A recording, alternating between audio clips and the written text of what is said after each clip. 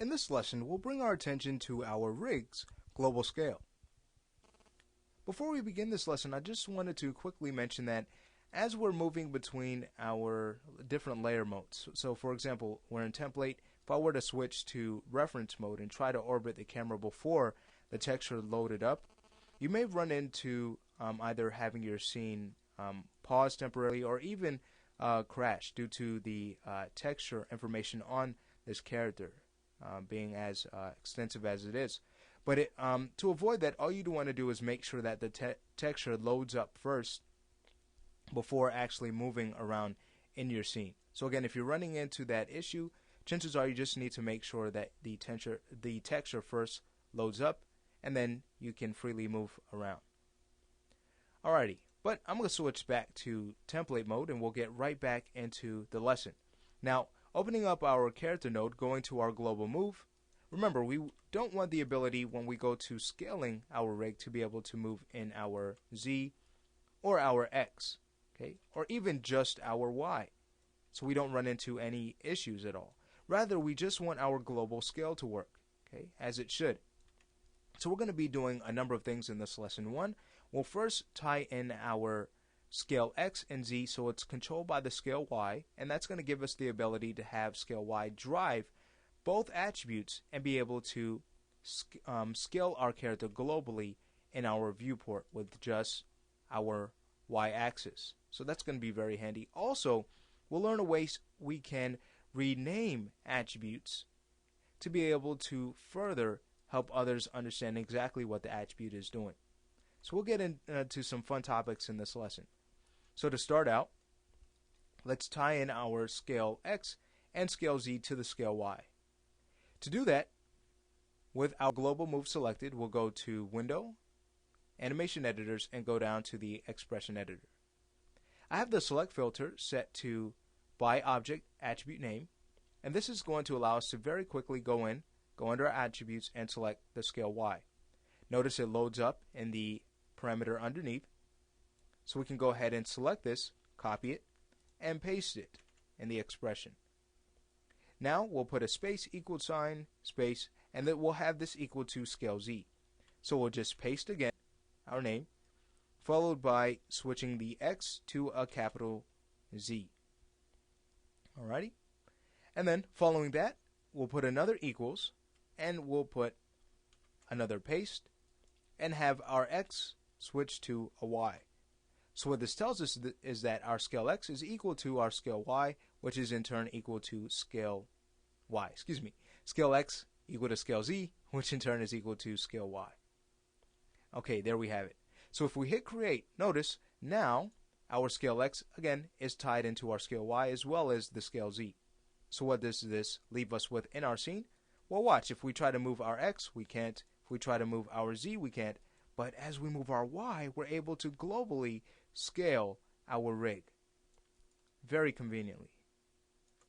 Great. And we can even do this from the channel box too, moving just the Y. And you can see how it controls the other scale attributes. Alrighty, so what's left to do is to rename our expression, and then we'll lock and hide our other attributes that we don't want viewed.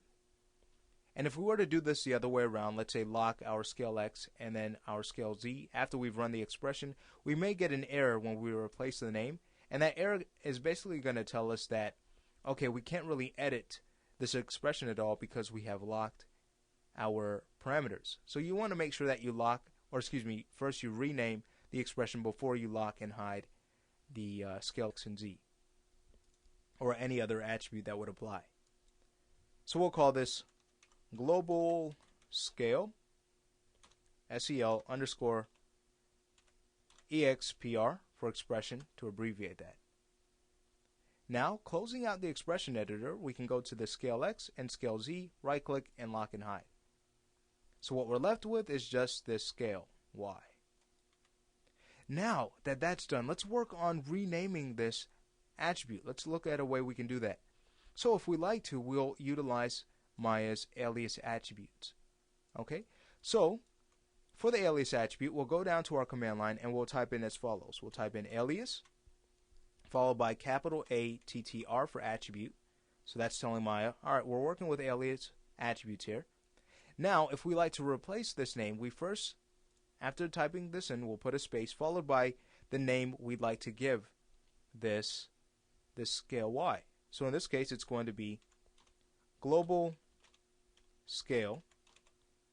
Okay. Then put another space followed by the attribute to replace. So we can't just put scale Y because Maya's not going to know, okay, what scale Y would you like to replace? So we need to be a little bit more descriptive. We need to take the name of the scale, we'll copy that, we'll paste it, okay, followed by dot scale Y and a capital Y. So once we've typed all of this out, now Maya knows exactly what attribute we'd like to replace. So watch what happens when we hit enter. Notice now our scale Y has been changed to global scale, and it works the same way. Okay, again, this is just an alias to this. So notice if we move the global scale, which in the background is scale Y, notice it is controlling our scale Y. And we also still have the ability to control our Y-axis in the viewport. Very nice. Now, if you ever like to get the name back, it's as simple as going back to the alias attribute. So, again, we can type in alias attribute, ATTR, followed by -RM for remove, followed by the attribute to remove. So again, we want to get descriptive. We'll copy the name of our global move, paste, and then this time put dot global scale exactly as how we've spelt it. So when we hit enter, notice our scale Y is brought right back. All right, very nice. But if you also notice, if you do this and you want to go right back, you just undo. It is undoable, so that's a very handy tool as well. Great, so with our scale, our global scale now ready to go for us, our next task for our rig is going to be to work on character sets that will help us organize our keys and help us to very quickly create nonlinear animation with our data so that someone can very easily access. So that's what we're going to spend time doing in the next lesson, creating character sets.